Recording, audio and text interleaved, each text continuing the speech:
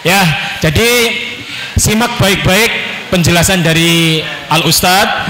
Kemudian nanti ada muskilah atau iskal pada penjelasan atau kurang jelasnya bisa ditanyakan. Jangan malu-malu. Ya. As-su'alu nisfut jawab.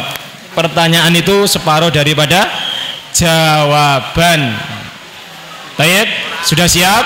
Are you ready? Bismillahirrahmanirrahim. Assalamualaikum warahmatullahi wabarakatuh. Innal hamdalillah, salawatu wassalam ala Rasulillah wa ala alihi wa sahbihi wa man sara ala nahjihi ila yaumil qiyamah. Amma ba'du.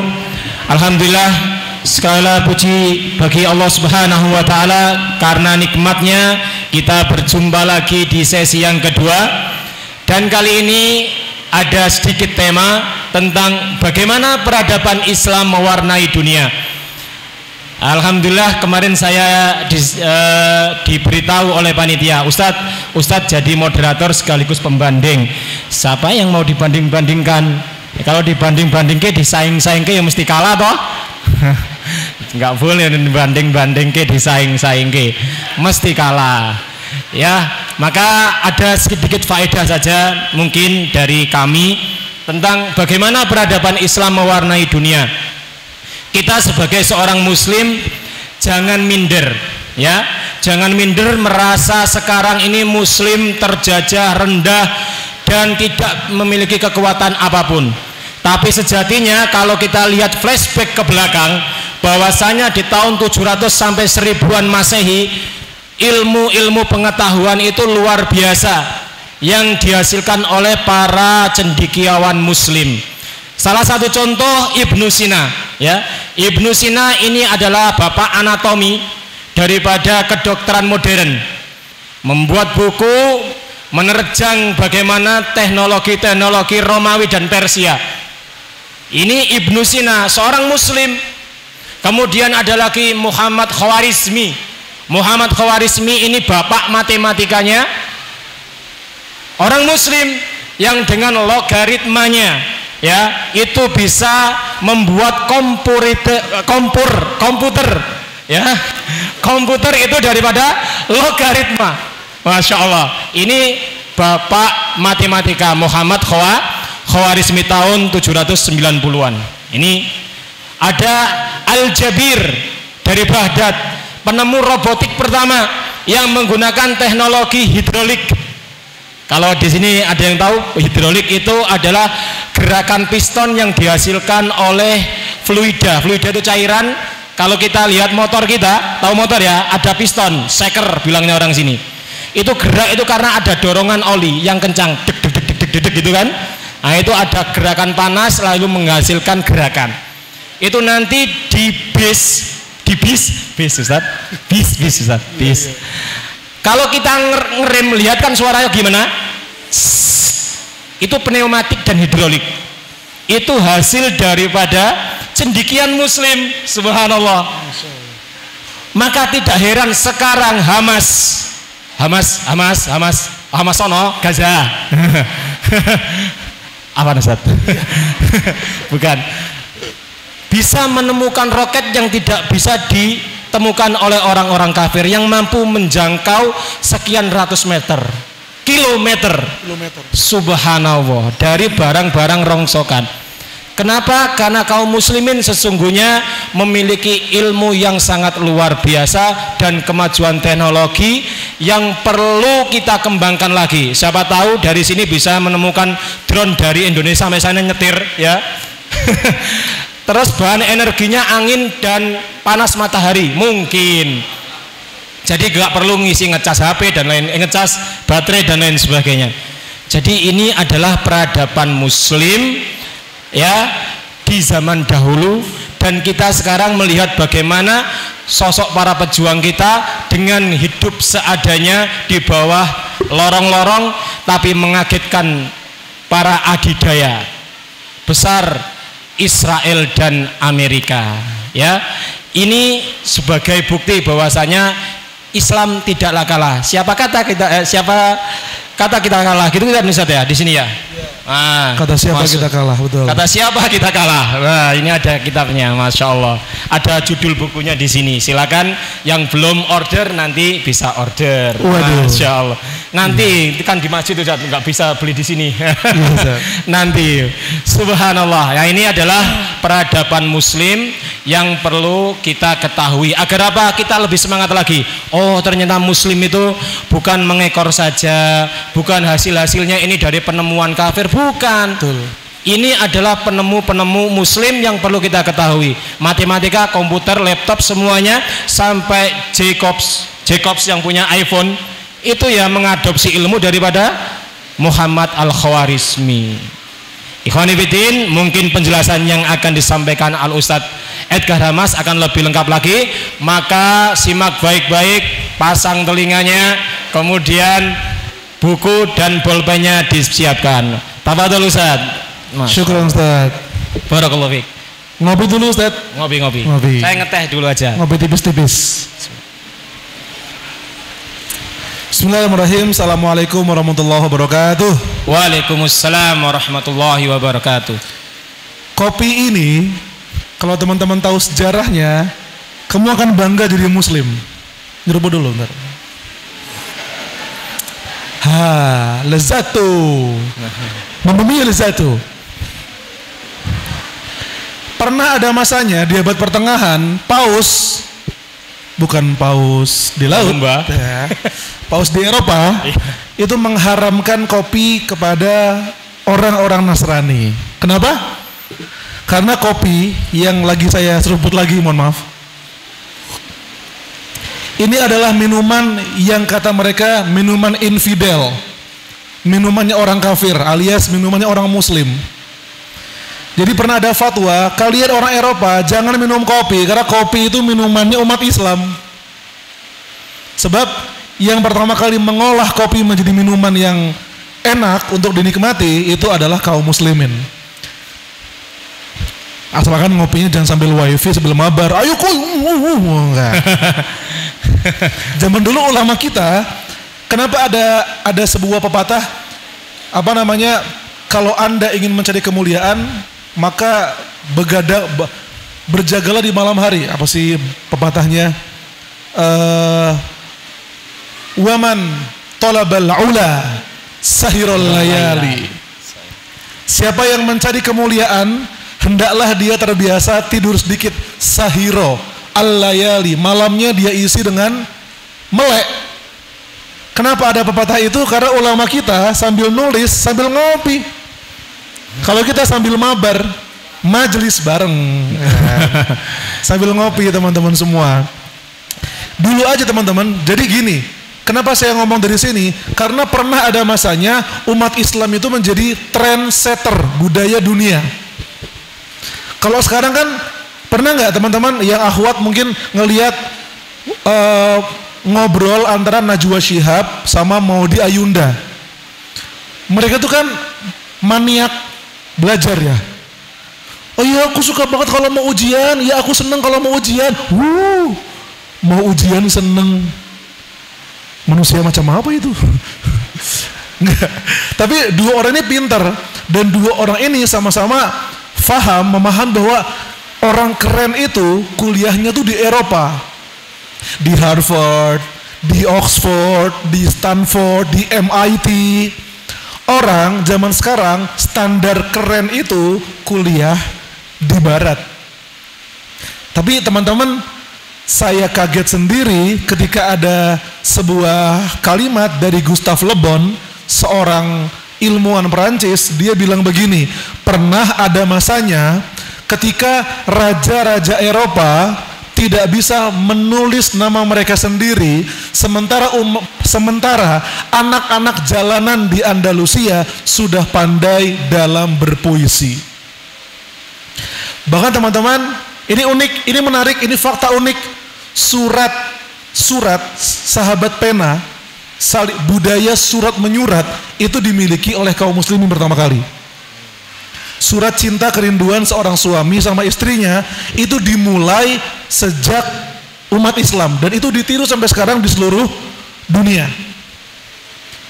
Apalagi budaya-budaya yang unik. Wisuda. Wisuda, antum nyadar nggak sih orang wisuda pakai gamis semua? Iya enggak? Kan pakai baju hitam, pakai topi toga, ya kan? Itu kan mirip-mirip busana kaum muslimin, dan ternyata dikonfirmasi sama seorang antropolog Inggris namanya Leo Wiener. Dia mengatakan boleh jadi sangat mungkin budaya wisudawan ketika lagi graduation, ya, lagi graduation, kelulusan, pakai baju seperti itu karena itu teradaptasi dari budaya kesarjanaan yang dimiliki oleh kaum muslimin di Andalusia. Sejauh ini apakah ini yang paling jauh? Belum. Coba ingatkan saya, ada nggak ayat Al-Quran yang memerintahkan kita buat mencuci baju? Ia bisa menjawab, suratnya, ayatnya, dapat buku.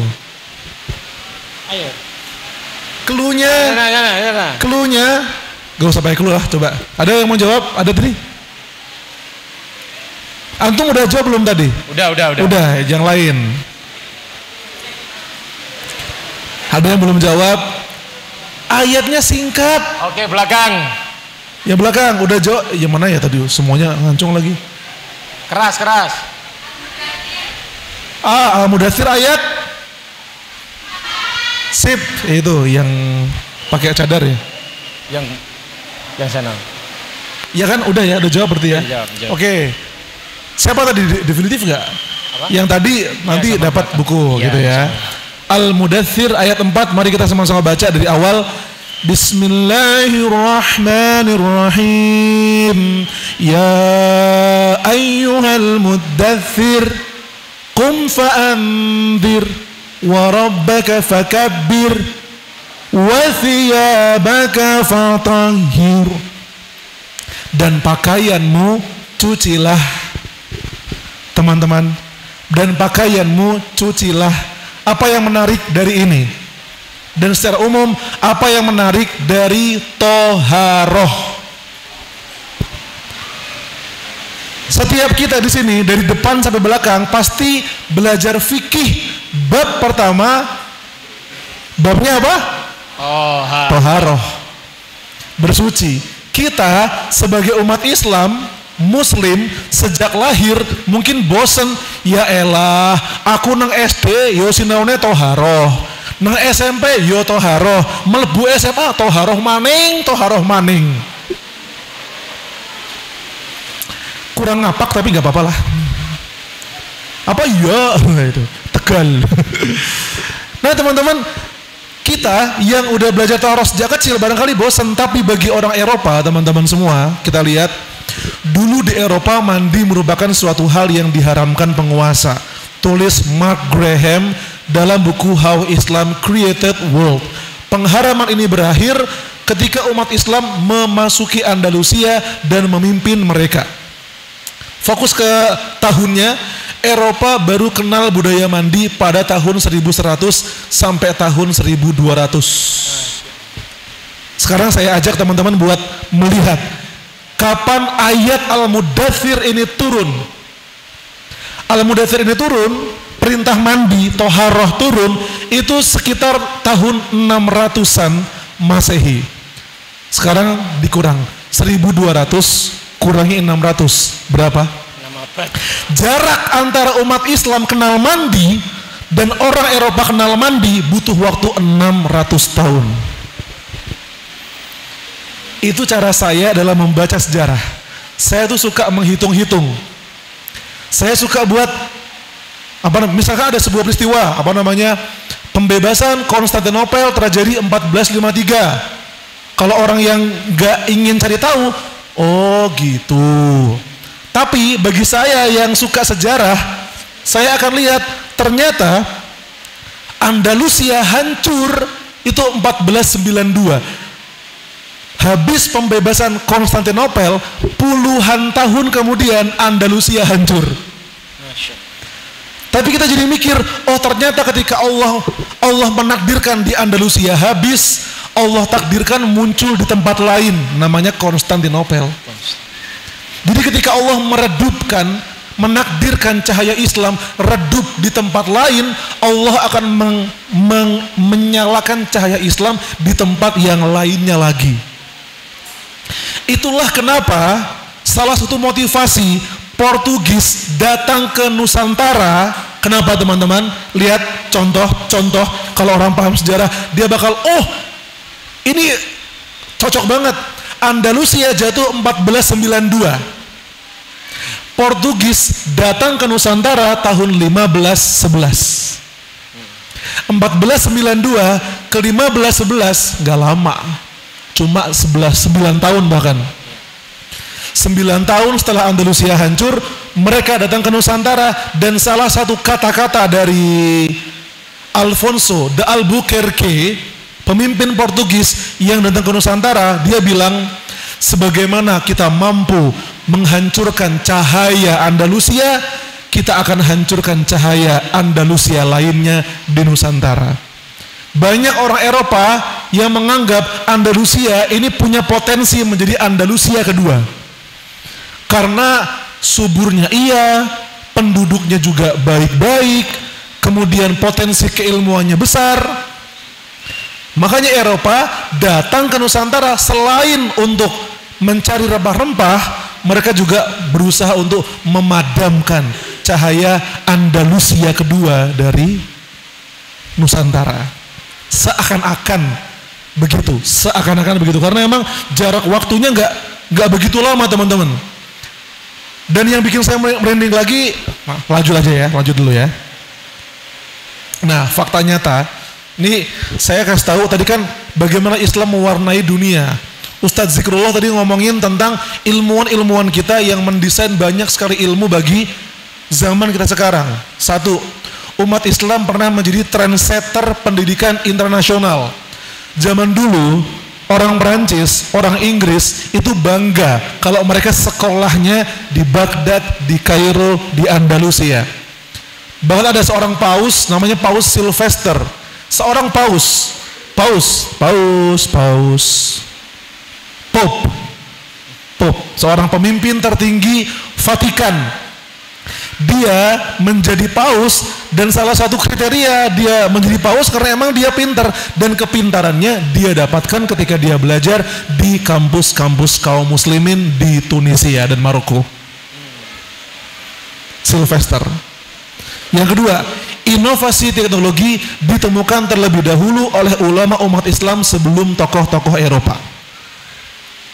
Contoh, sebelum pesawat ditemukan oleh Wright bersaudara, ada seorang ilmuwan dari Abbasiyah kalau tidak salah, Abbas ibnu Firnas, yang mencoba untuk terbang. Ya, banyak kisahnya.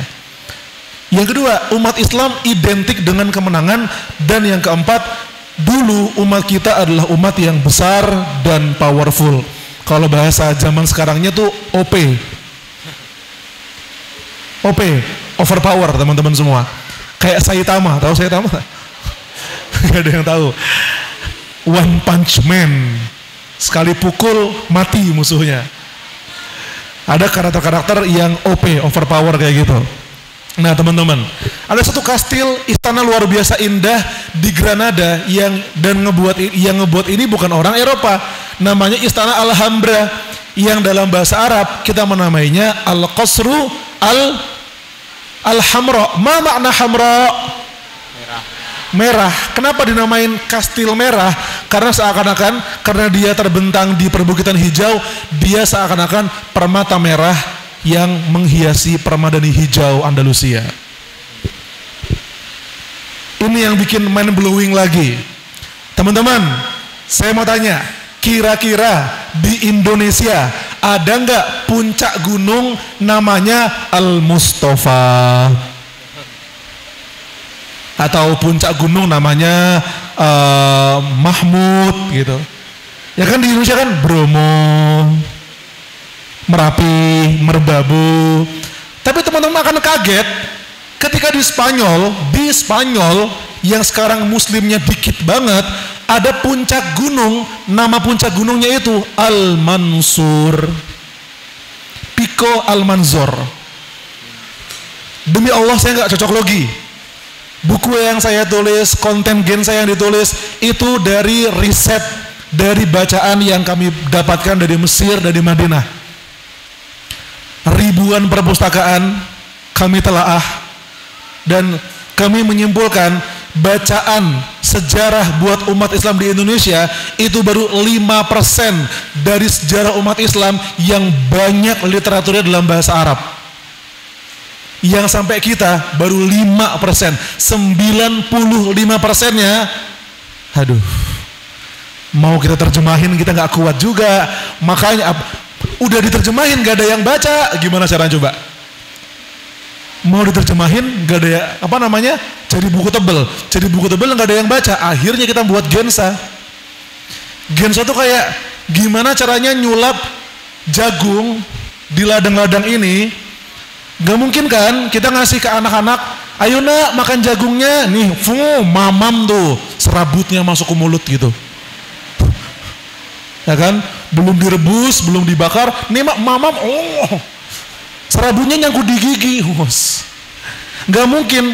Tugas kita sebagai dai adalah menyulap jagung yang di ladang itu, konten dakwah dan sejarah itu disulap menjadi jasuke. Jagung susu keju. Gensa itu jasuke teman-teman semua. Konten sejarah yang ada, yang berat, buku-buku tebal, ladang jagung di sekitar kita. Tugasnya orang-orang hebat seperti teman-teman menyulap jagung-jagung itu menjadi jus jagung dingin yang bisa dinikmati oleh siapapun orang. Itulah dakwah teman-teman semua. Dakwah itu gimana caranya konten kebenaran dikemas seserius mungkin. Sama kayak umat Islam, serius banget dakwahnya sampai puncak aja guys. Puncak aja, Al-Mansur dong.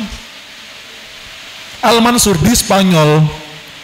Lanjut, kaget lah teman-teman semua. Ada nggak desa di Lamongan namanya desa Darussalam? Rahmat.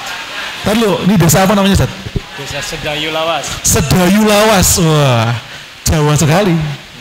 Lawas. Iya. Ada di Cirebon nama desa Cawet.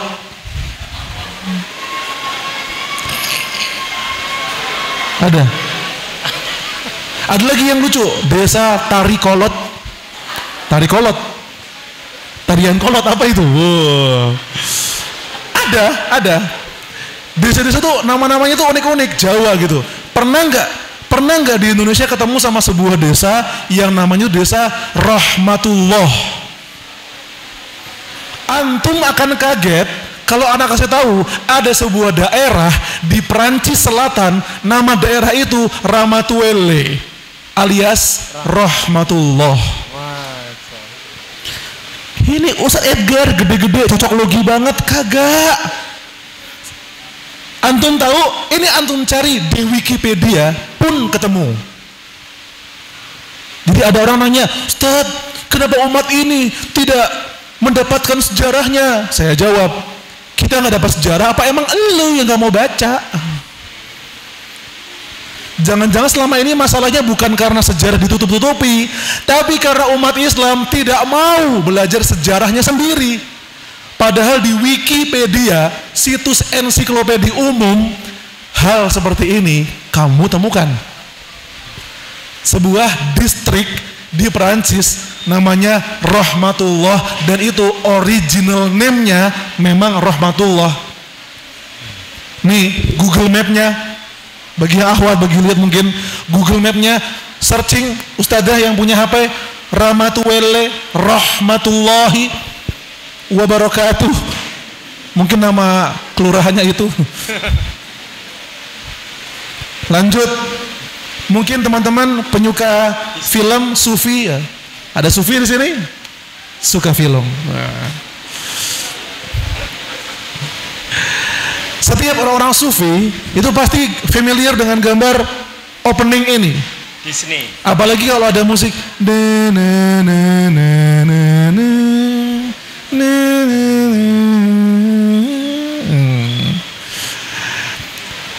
Ini kan istana yang sangat identik dengan istana Cinderella, Snow White. Sampai kemudian coba. Kalau antum lagi senggang, teman-teman senggang, googling inspiration behind the opening the castle in Disney movie opening. Inspirasi yang membuat Disney bisa menggambarkan istana tuh kayak gitu, dari mana inspirasinya? Salah satu inspirasi kastil di opening ini, teman-teman, adalah sebuah kastil bernama Alcazar Castle Segovia. Dalam bahasa Arab, Alcazar itu adalah Al-Qasr. Al-Qasr. Ini saya terjemahin ya, ini dari bahasa Inggris nih.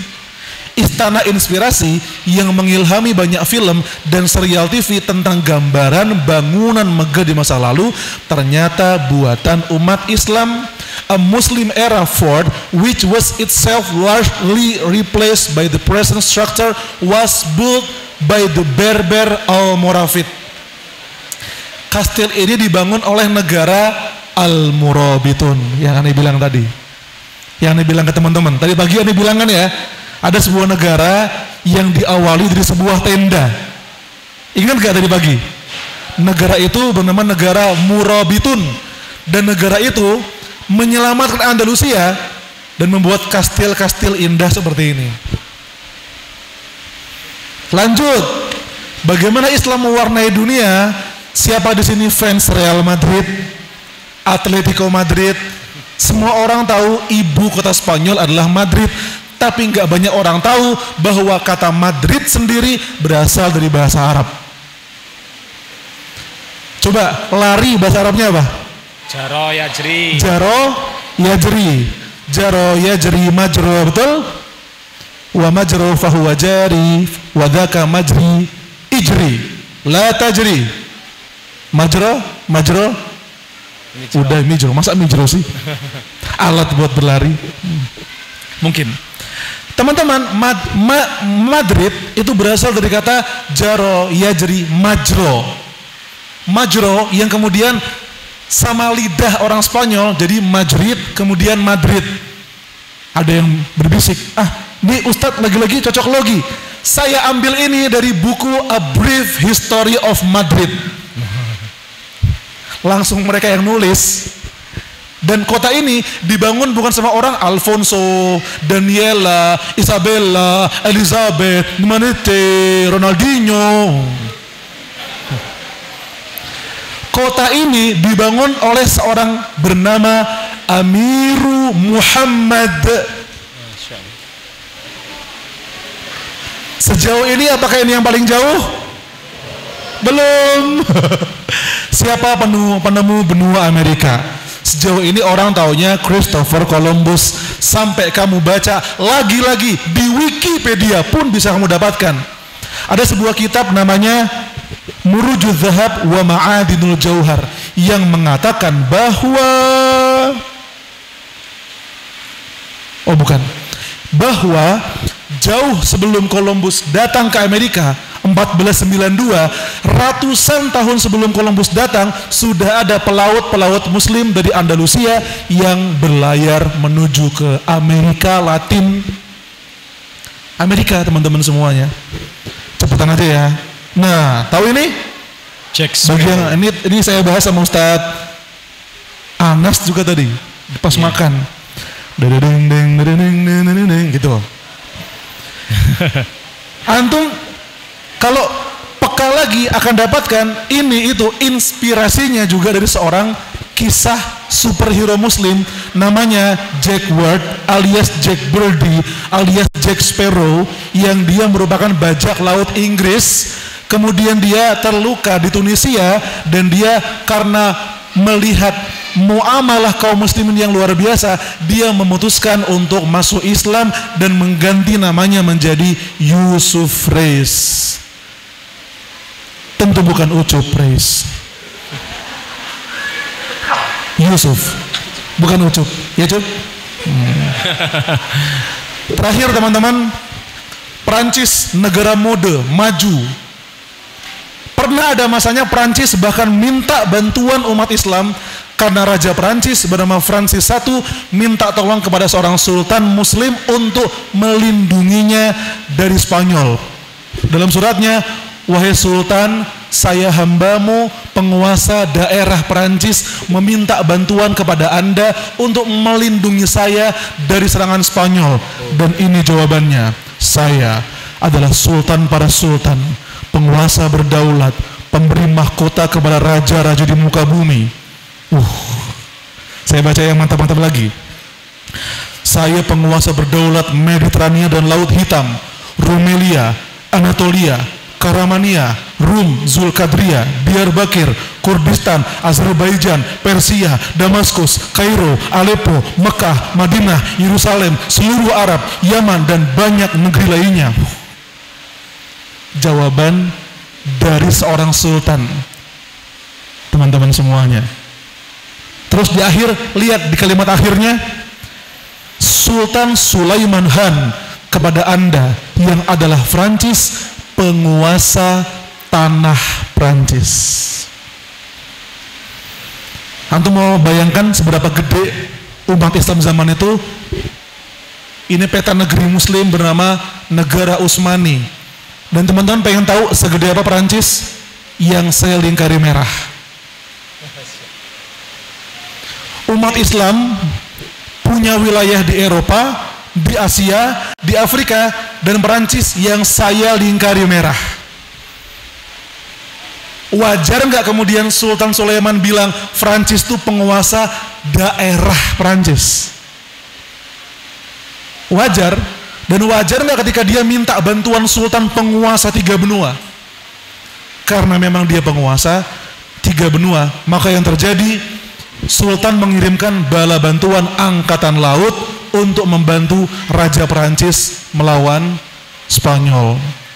Terakhir, teman-teman semua, sebuah pengingat, pelajaran terpenting dari sejarah ini, teman-teman. Wa tilkal ayyamu nudawiluha bainan nas.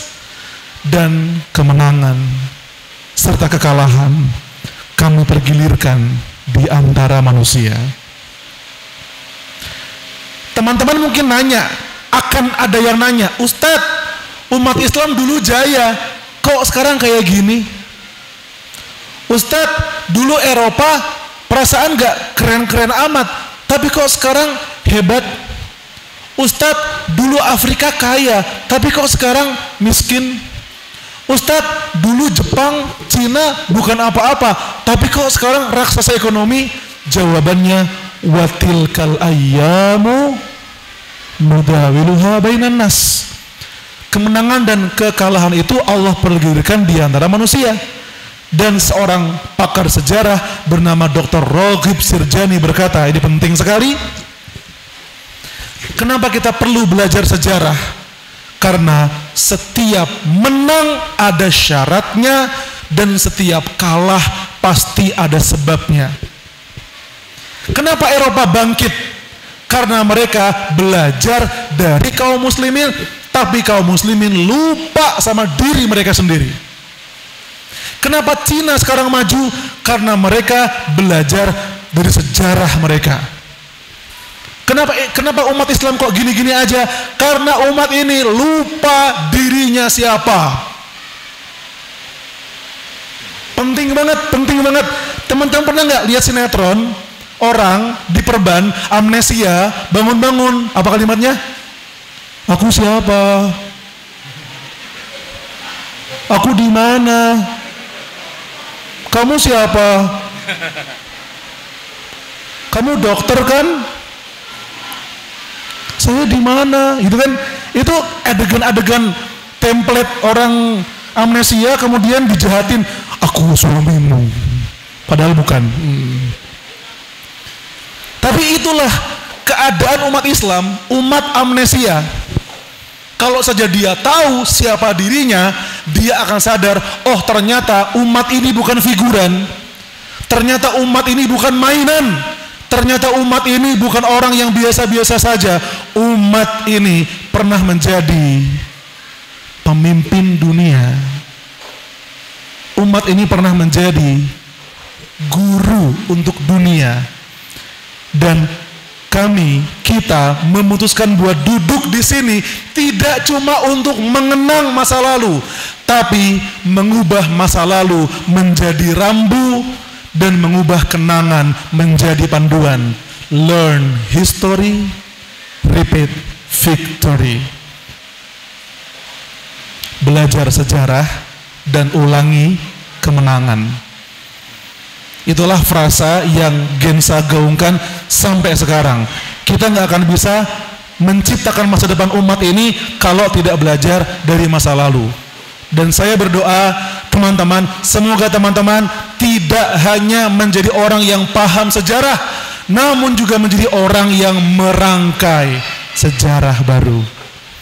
Kalau dulu ada Ibnu Abbas, insya Allah akan ada the next Ibnu Abbas. Kalau dulu ada Muhammad Al-Fatih yang membebaskan Konstantinopel, mungkin Al-Fatihah di masa depan membebaskan negeri-negeri lain. Amin, amin, amin. Kalaupun tidak bisa membebaskan kota, setidaknya kita punya Konstantinopel di masing-masing kita. Mimpi kita sendiri adalah Konstantinopel kita, dan kita adalah penakluk Konstantinopel kita masing-masing. Takbir! Allahu Akbar. Masya Allah.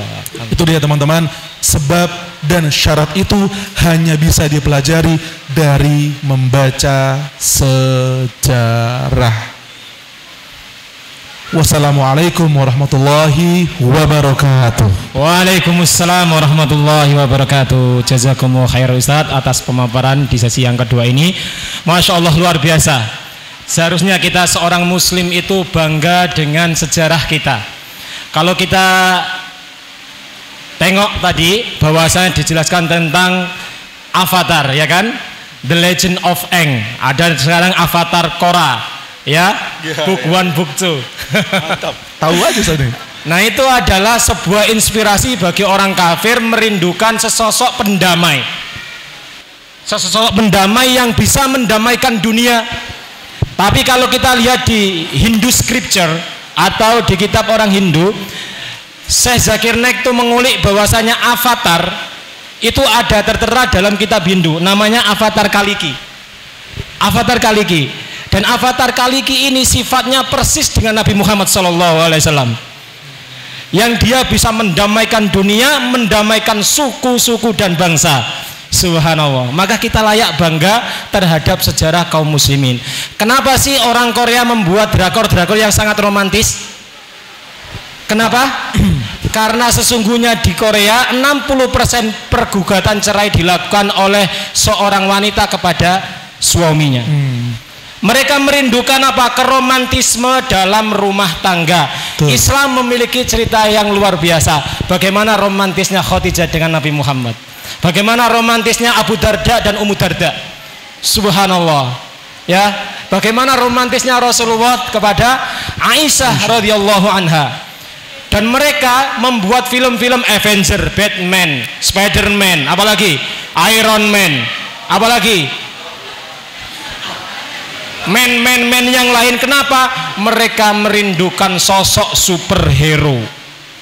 Kenapa? Karena setiap di Eropa, Amerika, kriminalitas tidak lebih dari 2 kali dalam 30 menit.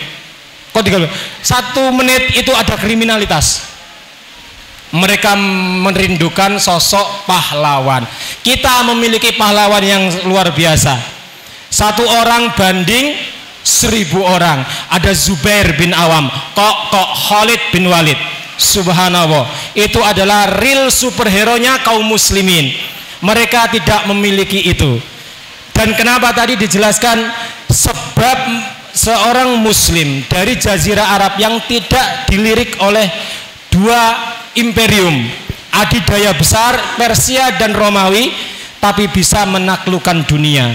Sebabnya apa? Sebagaimana yang dituliskan oleh Khalid bin Walid kepada Heraklius, la'ab athna birojulin yuhibunal mauta kama tuhibunal haya. Masya Allah. Sungguh aku akan mengutus seseorang, para pejuang yang mereka itu mencintai kematian. Para pejuang mencintai kematian sebagaimana orang kafir kalian mencintai kehidupan. Kalau sesungguhnya seorang pejuang lebih mencintai kehidupan dunia, mustahil mau menaklukkan dunia. Maka seorang pejuang lebih mencintai kematian untuk bertemu Allah Subhanahu wa taala daripada menikmati kehidupan dunia. Ini yang dapat kami simpulkan, semoga bermanfaat. Dan bagi para santri tetap semangat dan lihat sejarah-sejarah kalian. Nggak mungkin sejarah-sejarah orang terdahulu hebat-hebat itu dilahirkan dari santriwati yang tidak mau berjuang, malas-malas dan lain sebagainya. Nggak mungkin, ya. Maka kita berjuang bersama, kita mempelajari sirah-sirah para pahlawan kita, bukan pahlawannya fiktif orang-orang kafir.